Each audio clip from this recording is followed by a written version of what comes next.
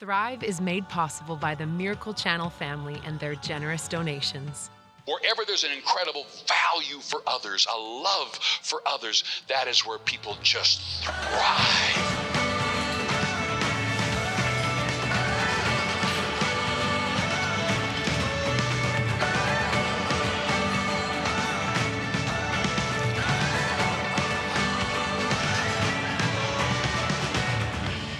Good morning, Thrivers. Welcome. It's so good to be here with you. I'm joined today by my two brother-in-laws, two of Good many. morning, guys. Gentlemen. Good morning, gentlemen. Morning. Two of many or too many? Too many. It depends how you want to take that. Anyway, Tamara got into flack the other day when she was like, who's your favorite brother-in-law? Someone asked when I think you guys were on, and I was watching from somewhere else. And so she in her head, she was talking about who's here. And my brother was on the chat, and he's like, you didn't even think of me? Jordan's done it. No, I was hosting, and I was Tamara and someone else. And anyway, so we got to up your game, we were JP. We were razzing her. And you know what Tamara, right? Even if you razz her a little bit, she's like, you know you're joking, but she just takes it. Like, she's so like, oh my gosh. Anyway, what is going on in today's world in your guys' lives? We had Olive's birthday a couple days ago, which is so cool. We FaceTimed her. Yeah. She's 7 now? Is that 6? No, 6. Oscar's 7. She just turned 6. Yeah, she's 6. It was like a visceral response. No. No, I was trying to remember. I'm like, no, Mike. Billy just turned 5, but then I'm like, she must be 6. But anyway. Yeah, just yesterday. So Yeah. the only girl, my only baby girl. Yeah, which is wild. I know. Yeah. It's like to see our kids actually like getting to that ages where they're like 5, 6, 7, where they're like little independent humans now. Totally. It's interesting to see too. Like even in the last 6 months, she's changed a ton. Like there's this creative side that's came out of her. Yeah. Before she liked to draw, but her drawings were like kind of Jayden-worthy stick men, and that's about it. But now it's like she's getting really creative, and she's making these things, and it's shocking me how creative she is. She obviously got that from Eden. Yeah, but her and Billy are doing the same thing. Yeah, I know, like even the crafts they did yesterday. Absolutely. She brought it back to me. I was like, who did this? She's like, I did. I'm like, no. Who did it? Did Auntie do it? She's like, no. And I'm like, this is amazing. It was a butterfly with like leaves and a stick, and it was super gorgeous. cool. I was like, wow. It was really, awesome. really nice. I know, it's crazy. But I last night, the last thing I did, I don't know why. I feel like I'm more sentimental with my kids as of late. But like I've spent like 20 minutes before bed just going through like old videos of Ellis at 2 and 3 and Sloan and Billy, all of them together. And I was just like, oh man, like I don't know why, but I've always made a habit of it. Maybe this is our segue into thankfulness. We're heading into Thanksgiving this coming weekend. But like I have always, I don't know why, and I encourage you guys, I don't know if you guys don't do this or not, but I hope you do, is just to capture the like plain moments, the normal ones. You know, we always pose for the birthday photos. We always pose for, but like as I'm going through, Tamara's like, man, you recorded a lot of like just normal stuff. And like Sloan would be playing, for example, and I'd pull back, go around the corner and just record 30 seconds of it. And she just like, as a 3-year-old, she's like, la, la, la, la, la, la. Just an everyday thing. And it's like a window into the past. Yeah, it's awesome. And so I'm looking at it going, like, just watching her. And then all of a sudden I go to the next one. And I have hundreds of those. Wow. Like, of just Roman gave me, we all know Roman. Roman gave me that piece of advice before Gabriel. He goes, don't take photos. Anytime you can, just video and long video. Because the things I want to remember is those little noises they make, or those little ways they say dad, or those little goofy things that were small stages that photos don't capture. So I'm like you, I've got hundreds of videos of just a minute or 2 minutes of following Gabriel around, walking, doing his. A lot of times he doesn't even know he's on camera. He's just existing. Yeah. And it's pretty sweet to see. I don't know if I'm going to find this one here. Maybe I'll do it at the end of the thing, but it is this video. It is so cute. I'll see if I can find it after, once we get to the talking stuff. But it's a video of Ellis where he's just eating. Tamara makes those muffins, those chocolate chip muffins. And you know how they have the sugar on top? You guys had those ones where they're like brown sugar on top, chocolate chip banana muffins. And so he's Gabriel's age, and he's sitting there, and he's sitting there, and he bites the top, and he first bite, and then second bite, third bite, and he's not biting any of the bottom because all the sugar's on top. And all of a sudden, and he's just sitting there, and you hear his mouth going, and it's just this long clip, and then he eats the last bite of sugar, and then just goes another muffin and throws it, just hucks it. So good. It's just so cute. That's and it's just that's like, a way on thankfulness though. That's such a way to cultivate thankfulness when you actually can sit and enjoy and reflect. And you get a chance to be like, man, look, like, because if you don't ever create space for that, to look back, you're never going to be fully appreciative of the blessings that we've actually experienced in our life up to this point. Yeah. So often we can just run by them, on to the next. What's next? You know, I was having lunch with a friend, and we were talking about just a lot of different things, streaming. Yeah. And so I asked him the question, like, so what's your end game? What do you see in like 10 or 15 years? And he gave me an answer that's, I'm never going to ask that question again to people. Because he goes, honestly, I used to always ask myself that. He goes, now I just ask myself, if I die tomorrow, am I happy with how I'm living today? Yeah, that's good. That's how I think every day. And it's like, you just completely changed my mindset. Because really like, you want to set goals, sure, but a sure way to get there is, if I die tomorrow, am I happy with how I'm living today? Yeah. And you can apply that to your marriage, really your relationships, your fitness, your health, your whatever you're doing, right? 100%. But it's just kind of on thankfulness a little bit, but that just totally changed my mindset of being able to be thankful and am I living how I want to be living? I know. I think about it all the time. Like, I think I shared this with you guys. And again, sometimes we do so many recording, talking ministry moments and stuff where I forget what stuff I share where, but I don't care. It's, I was sitting in Tamara was in Winnipeg. So she went to Winnipeg. She was there over the weekend, a couple weekends ago. And I've been doing like devotion times with my kids where I've trying to like take the scripture and make it come to life in their brain. Like, so, good. So, really in between the lines. So like I'll stop on certain things. So like, for example, I was walking through John 1:1. In the beginning was the Word was with God, the Word was God. And so I walked through that. And so I was like, and so we break that down. I talk about how the Word is Jesus in the beginning with God, and he's referred to as the Word living. And then in John further down, when he's in the Garden of Gethsemane, his prayer goes, "Oh God, if that you could take us back to the beginning when we were in glory together." And I'm like, I remember when I first bumped into that, I was like, he's referring to before creation, because he's just about to die and feel this pain and suffering, and he's just reminiscing about that glorious moment. And so I was like, do you guys get that? I said, the world doesn't exist, and God is with Jesus there. And so we're kind of walking through that. And then I had this moment with them, because they're sitting on my bed, and I have a chair across from my bed, and I'm sitting on the chair reading my Bible. And then I just kind of closed it, and I said, Sloan Ellis, can I share something with you guys? And I just said, like, we've had a few people in our family pass away. Like, and I said, Pops and Grandma, and I just named some aunties and uncles.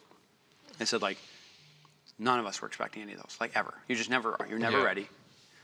And I said, I'm not ever ready to finally say, okay, bye, guys, and then go off into eternity. I said, but there's going to come a day that I will, and I don't know when the day is. And so I was like, this is heavy, guys. But, like, I want to train you, teach you money, finances, all this. I do. But the only thing that is important that I give you is this. And I'm literally going like the Bible. And so I said, like, do you get what I'm saying?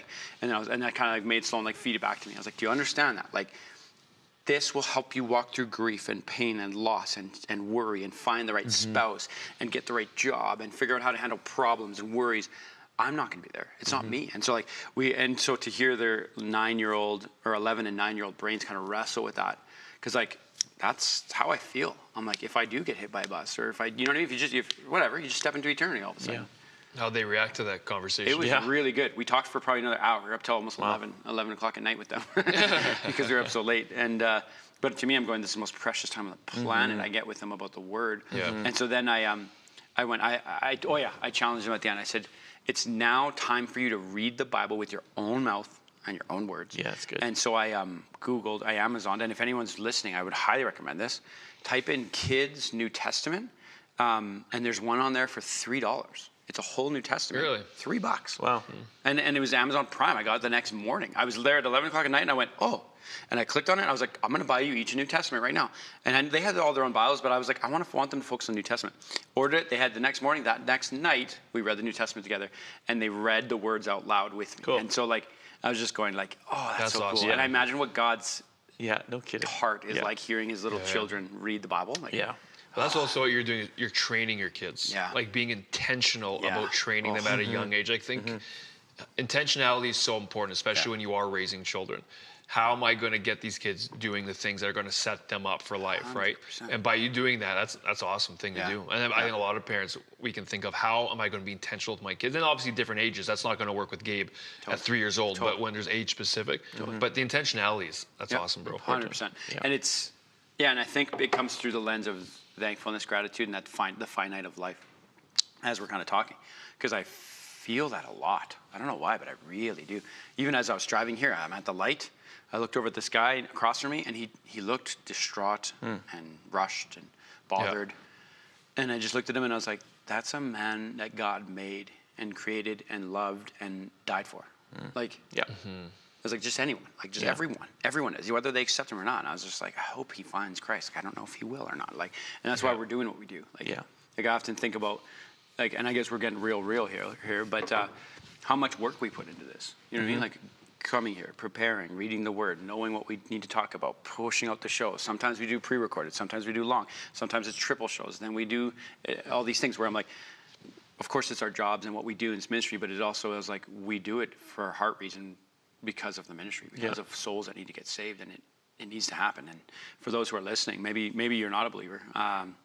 That's our heart. I hope that you sense and know the love of Christ to a place from our hearts to yours, that you can take it and own it and let it change and transform you.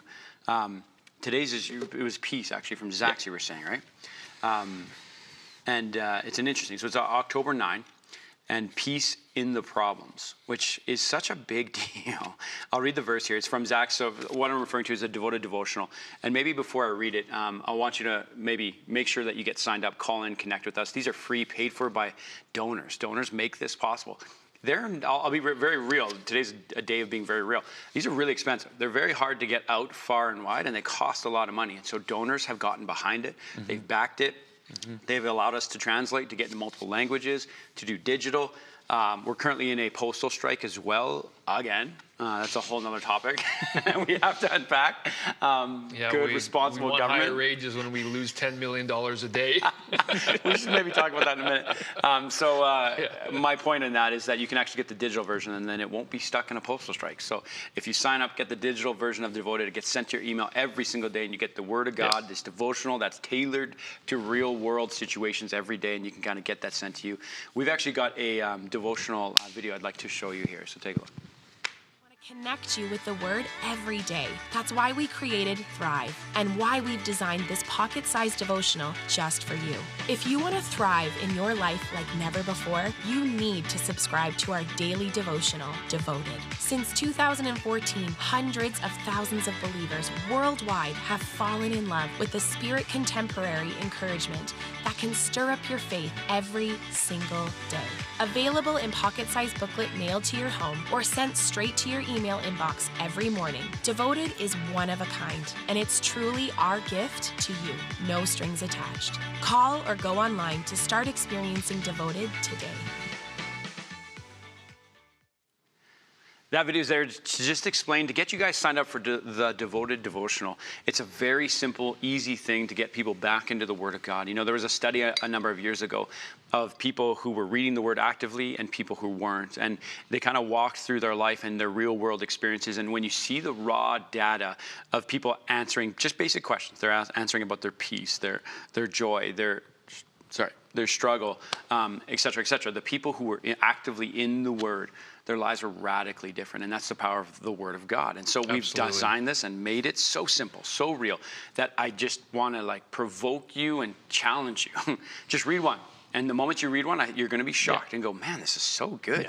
I promise you. I know I'm biased, but I'm biased for good reason, because they're fantastic. No, and they're it's like awesome gateway to get you into the Word, right? And then hopefully if it helps spark you diving deeper, like what you're referring to is back to the Bible studies. They did an amazing number of studies showing that, and not just like random things. They actually had real data from a large group of people about the life changes that they had from certain things, like reading the Word every day, or at least I think it was a minimum 3 or 4 times a week.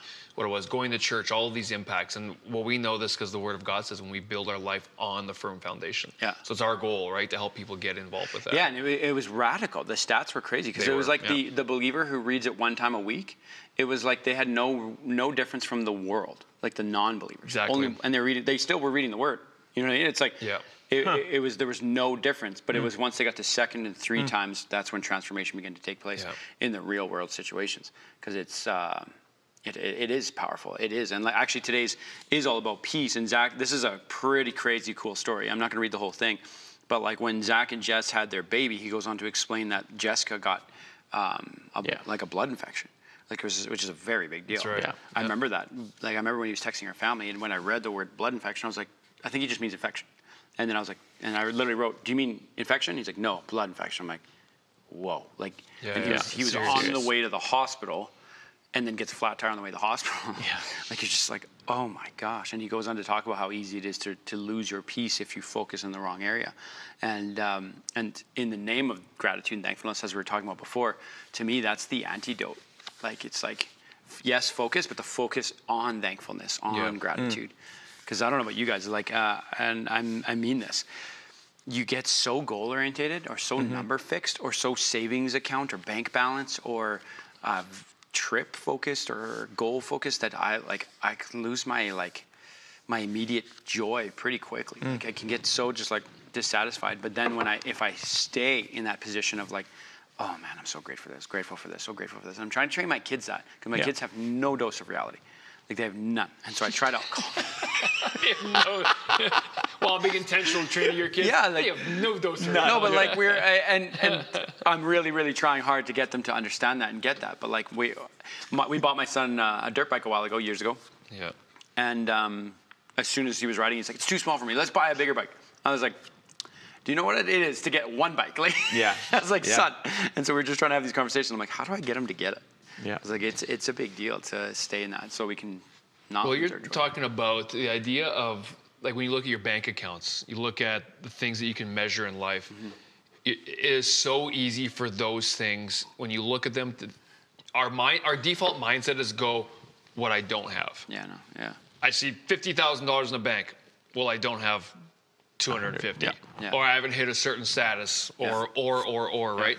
And it's so easy to fall back into that idea because you're comparing to something that, like, what are you comparing to? It's a subjective amount or subjective thing. And my point is that when you look at this idea, and I even had a thing with a couple of friends maybe a week ago, someone was telling me about something. I won't go into the situation of it, but essentially what the root of their problem was, they were dissatisfied with something they had because they compared it to what somebody else had.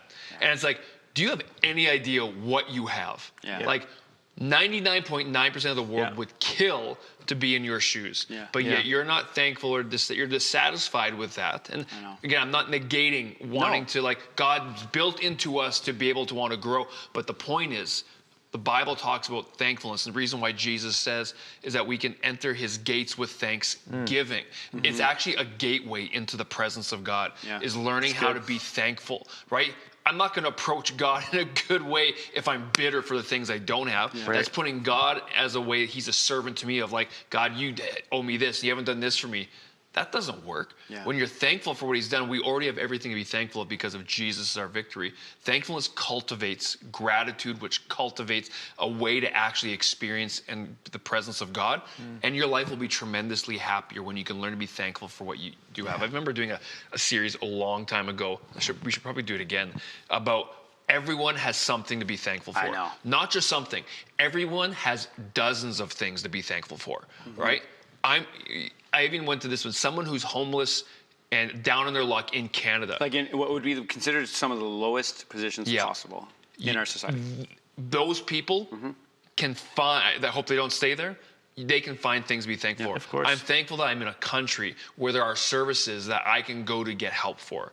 I'm just saying, no matter what your situation is, and that changes the perspective. And actually, I think it helps you not just access, it helps you approach God in the right manner to experience more so his presence and breakthrough. But it's really important. Jesus summarized that in the parable of the landowner. Right? Totally. If you think about the parable of the landowner, when he hired workers to work the land, and the first guys, he says, here's a denarius for a day, and they've worked a full, 12 hours, and the next set of workers came and they were 10 hours, made a wage with them, and the guys who came at the very end of the day, he hired them and paid them, and the deal was, I'm going to pay you a denarius, and they maybe worked an hour, or the final hour.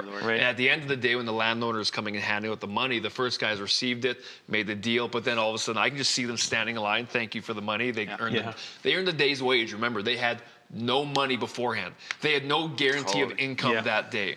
So they were happy to work, right? And they're sitting there, receive, thank you. I can see them out now as the landowner, which is representative of Jesus, walking down, paying Jayden, only worked half a day. Here's a denarius, and they're like, what? Then all of a sudden, the last guys, right? And then their complete joy was stolen. Not just joy, but they became bitter and resentful to the point where they actually picked a fight with the landowner. And he comes back and says, I can do what I want with my money. Well, and also, this not the deal I gave you? Was this not the deal we had? But the point is, they looked something that they did not have at the beginning of the day. Yeah. But yet it was stolen from them because of the comparison game of what the other guys got. Well, and I'm going to make a little bit of a leap here as well, because I also think this is what the story is about too, is grace. You know what I mean? Like when you see someone make it into heaven, where the religious, this kind of story bothers religious people off the charts, because they're going, you have to earn it, you have to strive to get it, you have to meet the law requirements of et cetera, et cetera, et cetera, et cetera. And that's why when Jesus was teaching on this, he's ticking off all the religious people. But that story is so precious, because it's like the person at the end of their rope, just about to die, makes grace right there on the spot. And it's like, but he didn't live a whole lot. Nope. It's so good. Neither did the criminal on the cross. See, we keep bringing back our standards. I know. Right? God's grace is not determined by the length of your service. Like you think, who's the first one to enter into the grace of God? Or you call it heaven, you call it eternity. The first one to actually enter in with him, it was the thief on the cross. Yeah. Literally, talk about getting in somewhere through the back door. Buster Peter. Right? The buzzer beater. Absolutely. It is like 0.3 seconds. It's not even like 3 seconds left on the clock to make a 3 for the win. It's like you got to do barely a tip in just to get it in the basket. And he did, all he said was, he never went through Remember me. He didn't know doctrine. He didn't know all this stuff. He just says, you truly must be the Son of God. Remember me in paradise. And surely. Jesus said, I will, also, whatever he said, I'll see you. Surely you'll be with me in paradise. Surely you'll be with me in paradise. Yeah. Which is so wild. Great. It's one of my. But that's the thing I keep trying to get people back to, because it's so easy for us to come back to the earthly standards of what to be thankful for. Yeah. And as soon as you fall into comparison, your joy is going to be stolen. Yeah. Right? My buddy, he's the same age as me. He's got a bigger house. Yeah. Now all of a sudden I hate my house. Yeah. It's right? So weird. It's the keeping up with the Joneses. Have you seen that? It might be the Count of Monte Cristo. I can't remember. But they were best friends. And the reason why they became enemies is because they both got something for Christmas. And it might be that movie or whatever, but it was like a whistle versus a pony. And the kid who got the whistle was like serious, a couple movies together. Maybe. But whatever it was, he was so overjoyed with his whistle, and the other guy was so jealous of his joy and his thankfulness over his whistle when he got the pony. But because he couldn't comprehend the thankfulness and the joy that they had, and it created an enemy. Why do you think it is we're like that though? Like, do you think it's a beautiful design that's been warped that we just take out of hand? Like because there is a side to it that's incredible. Yeah. You know what I mean? The drive, and like God is a God of greatness and power and creation and complexity, and so. Is that what it is, where we're just like because it's familiarity, I think, is actually the whole encompassing thing we're talking about, is like when you get familiar with, like even we instantly lose it. Like, so if you're sleeping on the street, you would give anything for a blanket.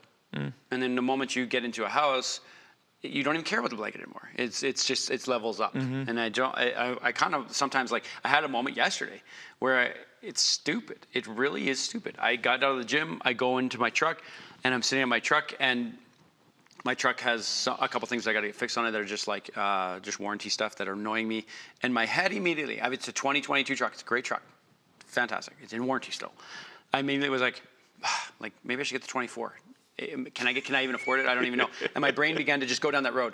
I looked to my left, and this lady pulls in with this rusted out thing. Just excited, ecstatic. Like, see it. You could see they're just. I'm not saying I was miserable like this, but I kind of have got rebuked. I feel like by myself, being like, "The heck is wrong with you? Like, why am I even? Like, why do I go down the road?" But then I started to wrestle with that thought, going, "What is that? Like, why? Like, why is that?" Before I used to drive a Toyota Matrix, which was a great car. Yeah. You know what I mean? But compared to my truck now, I'd give anything to have my truck at that point. But I'm like, what is it that makes us do that? Is it the pursuit of greatness? Is it DNA from God? We're made in his likeness and image. I don't know, but it needs to be at bay for sure is what I know, because it can get out of hand real quick. Yeah. I think, tell me what you guys think of this. I don't, because this is a whole nother show to talk about. Yeah, we only got 2 minutes to it. I think the first question you asked, you look at who God is, and you look at the personalities, the characteristics of God. God is a God of grace. He's a God of love, but he's also a God of justice. He's also a God of mercy. He's a God of wrath, but God's also a Father. We are made in his likeness and image, and we do have a sense of justice and fairness within us. So those men who are receiving the talents, immediately their mind is going to go, that's not fair. Because they go to the earthly standard of what fair is. And there is a certain amount of justice and fairness we do want to account in terms of earth, on the earth. But when it comes to the standard as Christians and being called to more and being called to God's standards, there's also the side that we have to die to ourselves daily.